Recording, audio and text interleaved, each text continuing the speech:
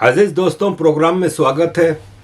अजीज दोस्तों, कुछ भारत के इश्यूज, भारत के इलेक्शंस करीब आ रहे हैं, उस पर बात करना चाहूँगा।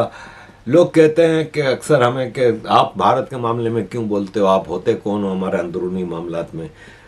तो जैसे अभी आरफा खानम शेरवानी के किसी ट्वीट के जवाब में आरजू काजमी ने लिखा कुछ, तो उस पर वो कह रही हैं कि आप कौन खामखा, यानी वो कहती हैं कि हम ना बोले लेकिन ये गज़ा के मामले पे बोल सकती हैं, ये जिस इशू पे चाहे बात कर सकती हैं, ये अमेरिकन इश्यूज़ पे बात करेंगे, ये पाकिस्तान इलेक्शंस के मामले पे बात करेंगे, तो फिर हमें क्यों नहीं इजाज़त भाई।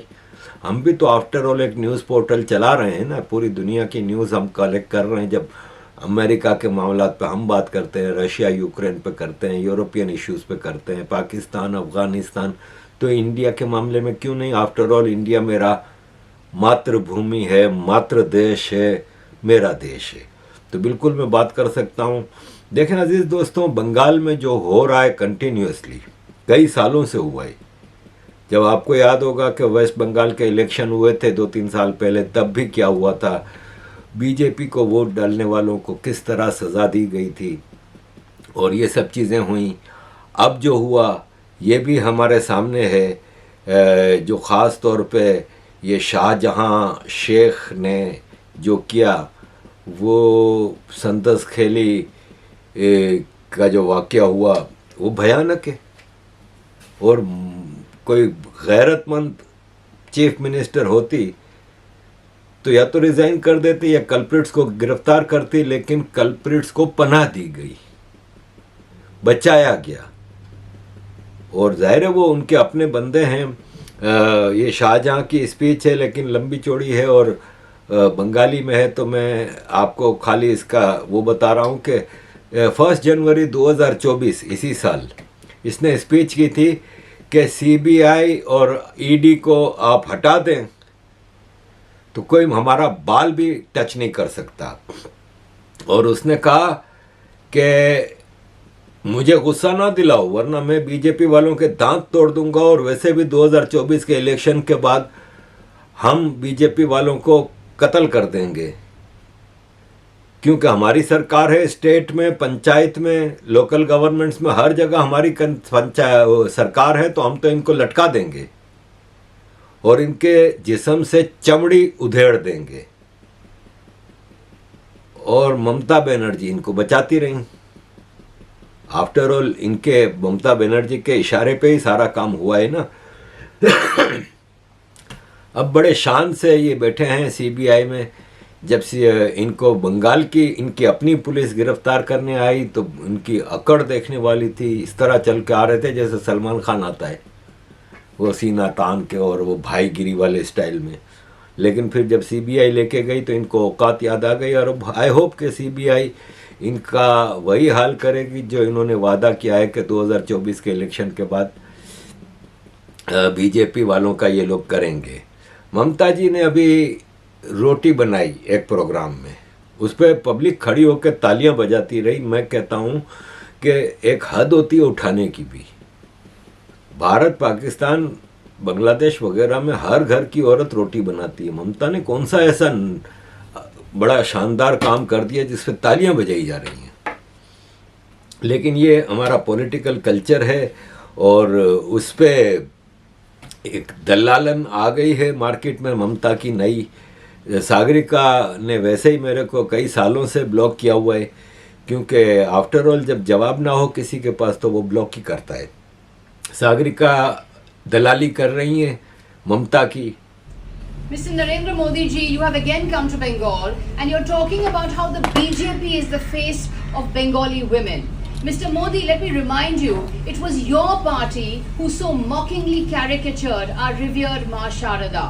It was your party who fielded first as a candidate from Asansol a singer who openly denigrates Bengali women in his videos.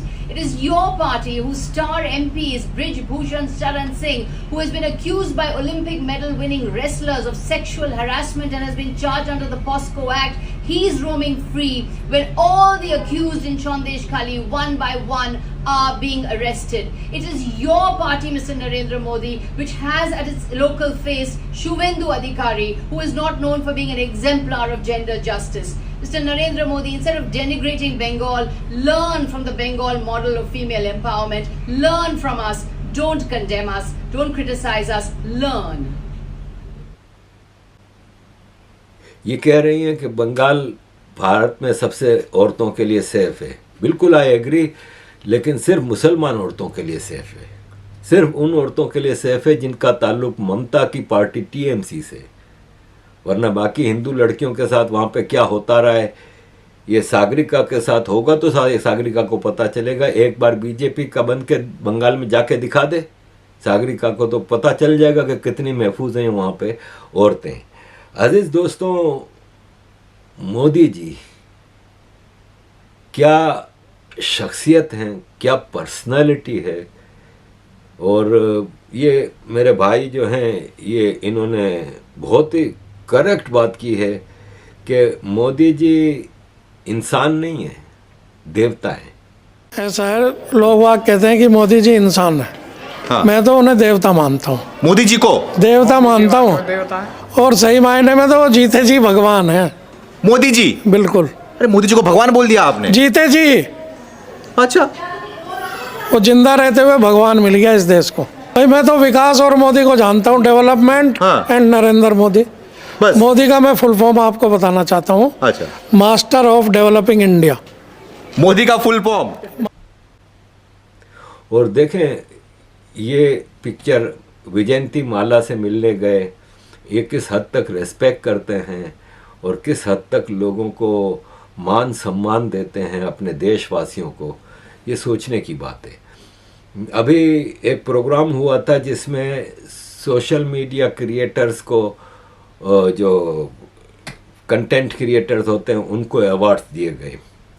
और उसमें जो मोदी जी ने जो भाषण दिए हैं वो पूरा सुनने के लायक है, लेकिन ज़ाहिर है टाइम कंस्ट्रेंट्स इतनी है कि मैं आपके सामने ये सब चीज़ें नहीं रख सकता। साथियों, अगले कुछ दिनों में लोकसभा के चुनाव होने जा रहे हैं। आप ये मत सोचिए कि आज का ये इवेंट इसके लिए है।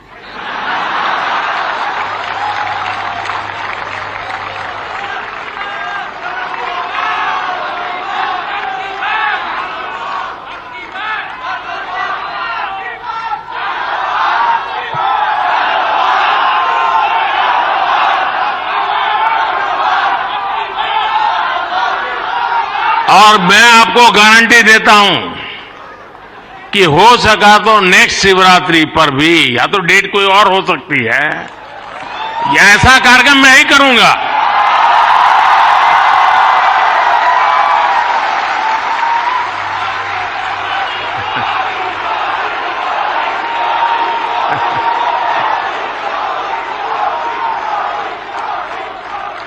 लेकिन मैं लोकसभा चुनाव का विषय उस अर्थ में नहीं लाया हूं, क्योंकि मुझे भरोसा है मुझसे ज्यादा मेरे लिए आप मरते हैं।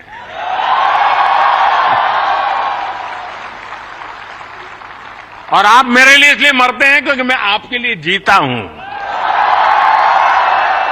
और जो अपने लिए नहीं जीता है उसके लिए मरने वाले बहुत होते हैं जी।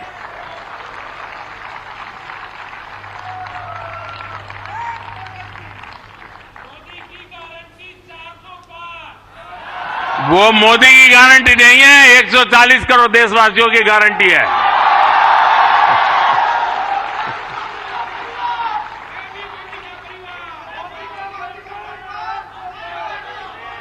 ये बात सही है, ये मेरा परिवार है। लेकिन आप ये बताएं, पहले तो मैं ज़रा शिकवा करूंगा कि कंटेंट क्रिएटर्स के लिए सिर्फ भारत में बैठे कंटेंट क्रिएटर्स को क्यों चुना गया। मैं अपना नहीं कह रहा, ठीक है, मुझे ना दे, मैं तो एक छोटा सा यूट्यूबर हूँ। बड़े बड़े यूट्यूबर बाहर भी बैठे हैं जो भारत की पॉजिटिव इमेज को पूरी दुनिया में आगे बढ़ा रहे हैं, और भारत के ख़िलाफ़ जो दुनिया भर में साजिशें हो रही हैं उनके ख़िलाफ़ काम कर रहे हैं। तो अगर किसी भाई के पास मीडियम हो तो ये अमित शाह जी, मोदी जी को हमारा भी मैसेज भेजें कि हम लोगों को भी काउंट करें। हम भी आफ्टर ऑल भारत के बिछड़े हुए बच्चे हैं। जैसे फिल्मों में कुंभ के मेले में बचपन में बच्चे बिछड़ जाते थे, वैसे ही हम भी हालात के हाथों भारत से बिछड़ गए हैं। आज जुड़े हुए हैं किसी न किसी तरह भारत से। तो हमें भी भारत का ही सोशल मीडिया क्रिएटर समझा जाए, ताकि हमारे भी काम को कहीं ना कहीं से तो अप्रिसिएशन मिले ना। तो बहरहाल, तो again coming to that social media awareness content creator award, उसमें मोदी जी ने कुछ चीज़ें कहीं इलेक्शंस के हवाले से, कुछ चीज़ें कहीं क्लाइमेट के हवाले से। अब क्लाइमेट के हवाले से मोदी जी ने जो कहा वो बिल्कुल दुरुस्त है कि मोदी जी ने कहा कि एयर कंडीशन गाड़ियों में बैठ के आएंगे, जिम में जाएंगे और फिर वहाँ पे पसीना बहाएंगे और फिर एयर कंडीशन गाड़ी में बैठ के 5 स्टार होटल में जाके भाषण देंगे क्लाइमेट पे। तो मोदी जी ये दिया मिर्ज़ा और इस टाइप के लोग जो हैं, जो दिवाली होली पे क्लाइमेट का ड्रामा लेके आ जाएंगे, एनिमल राइट्स का ड्रामा लेके आ जाएंगे, लेकिन बकरा ईद पे मटन कबाब शौक से खाएंगे, न्यू ईयर नाइट पे, क्रिसमस पे, फायरवर्क्स पे कुछ नहीं बोलेंगे। तो ऐसे लोगों को मोदी जी कुछ सुना रहे हैं।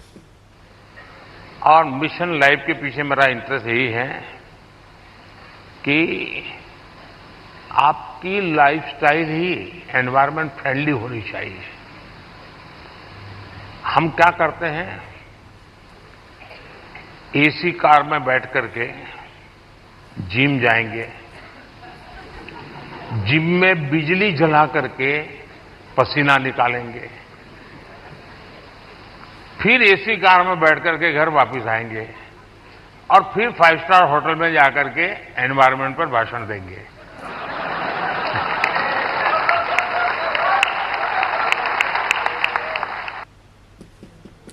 अजीज दोस्तों, मैं कश्मीर में भारत के प्रधानमंत्री अभी जो गए थे उस पे जाने से पहले कुछ ज़रा ओपोजिशन का भी हिसाब किताब लूँगा। देखें, ओपोजिशन अगर किसी सरकार में, किसी स्टेट में सरकार ओपोजिशन पार्टीज़ की है तो उनको कम से कम सेंटर की, भारत की मेजॉरिटी पब्लिक के इलेक्टेड गवर्नमेंट को रेस्पेक्ट तो देनी चाहिए, जो अमूमन नहीं दी जाती। लेकिन ये हमारे रेवंत रेड्डी जी हैं जो रिसेंटली तेलंगाना में चीफ मिनिस्टर बने हैं, उन्होंने कहा है कि हमारे हिसाब से प्रधानमंत्री मतलब बड़े भाई, और मैं मोदी सरकार, सेंटर सरकार के खिलाफ कोई चीज़ नहीं करूँगा, क्योंकि हमें अपने स्टेट की डेवलपमेंट के लिए सेंटर की मदद की ज़रूरत है। तो ये होती है ओपोजिशन। जबकि एक है ये भाई साहब जिसको 50 बार लॉन्च किया इनकी माता श्री ने। ये देखो, इनको पता ही नहीं होता कि ये किस धर्म से ताल्लुक़ रखते हैं।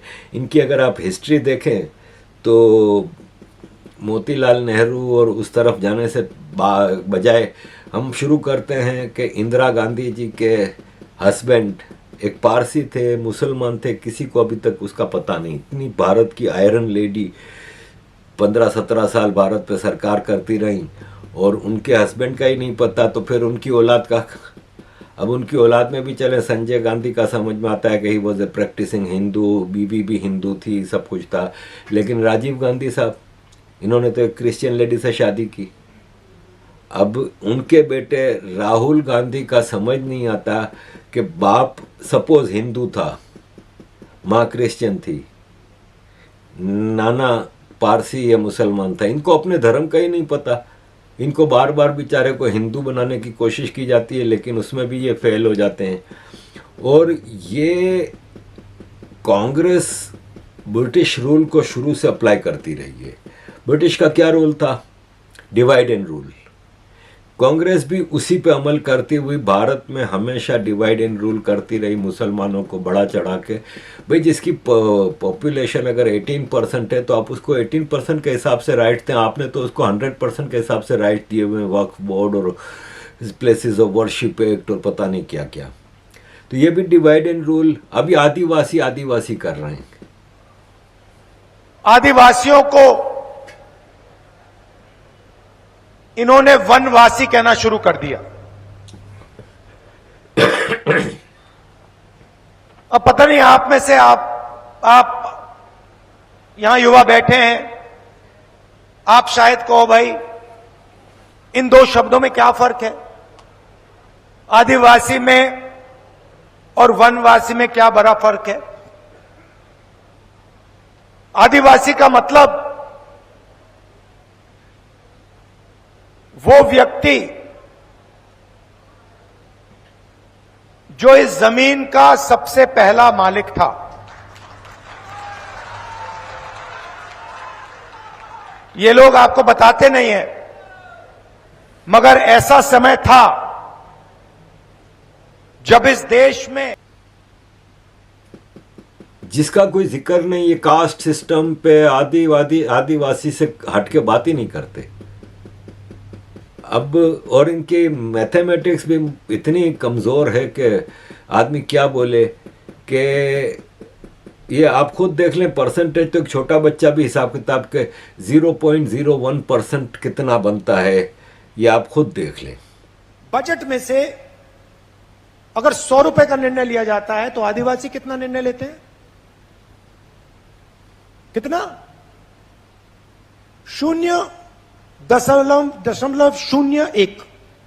मतलब आदिवासी अफसर 100 रुपए में से 10 रुपए का निर्णय लेते हैं। अब ये इनका हिसाब किताब है, एक फेक नैरेटिव लेके चल रहे हैं।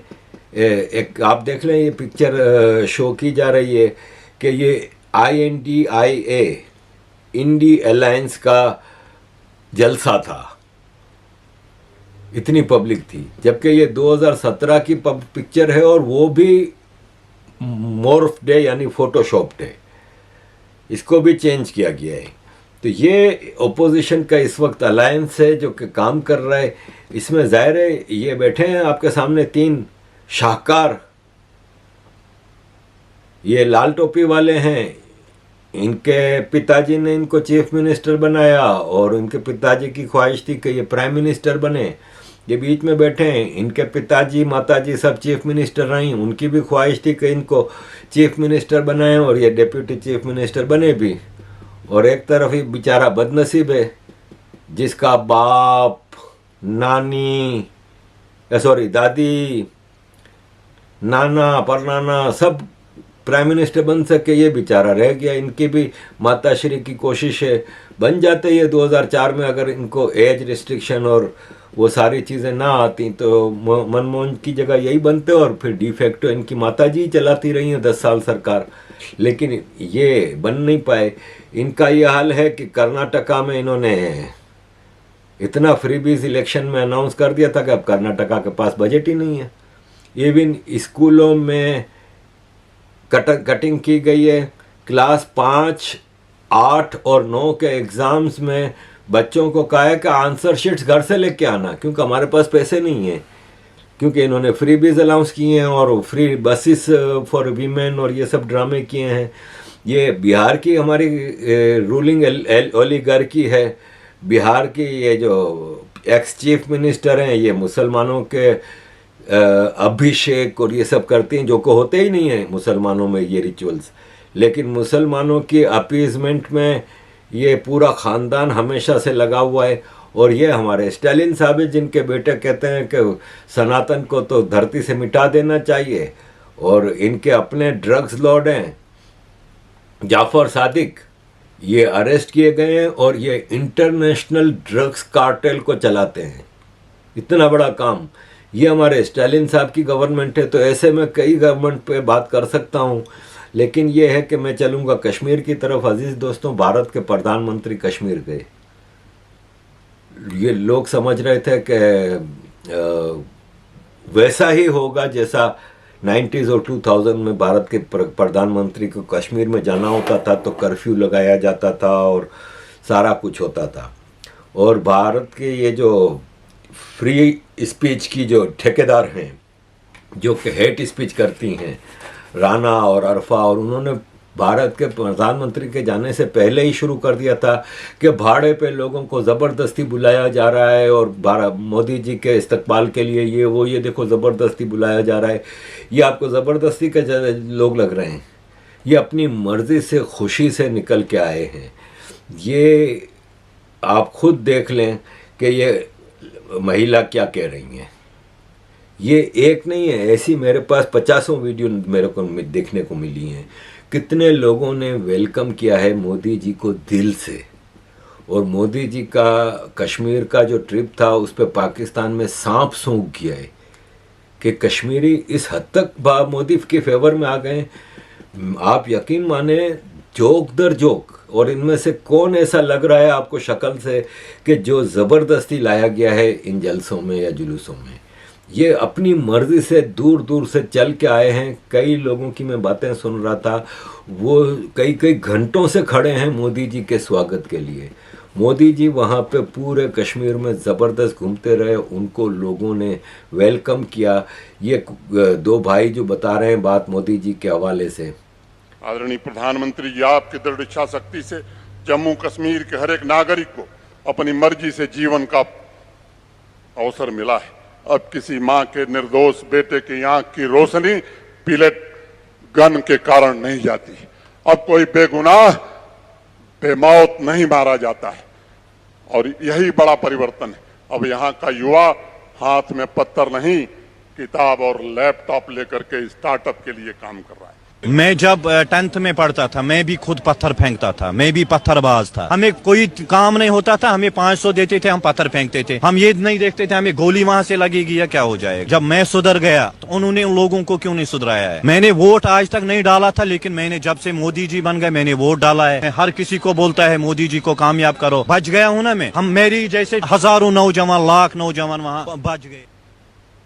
तो अजीज दोस्तों, ये चेंजिंग फेस ऑफ भारत है। 2024 के इलेक्शन के हवाले से पाकिस्तान के फॉरेन मिनिस्टर एक जगह कह रहे थे कि वी होप कि आफ्टर 2024 मोदी सरकार विल इंगेज विथ पाकिस्तान।